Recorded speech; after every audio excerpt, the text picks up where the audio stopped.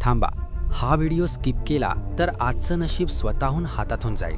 आज मंगळवार, माघ शुक्ल द्वितीया, संकटमोचन हनुमानजींचा दिवस। आज चंद्र मकरमधून कुंभात प्रवेश करतो आणि चंद्र मंगळ युतीमुळे धनयोग, आदित्य मंगळ योग सक्रिय होतो। आजचा दिवस सिद्धी आणि सर्वार्थ सिद्धी योगाने विशेष फलदायी ठरत आहे। या संधीचा फायदा आजच घ्या, कारण असा योग पुन्हा लवकर येणार नाही।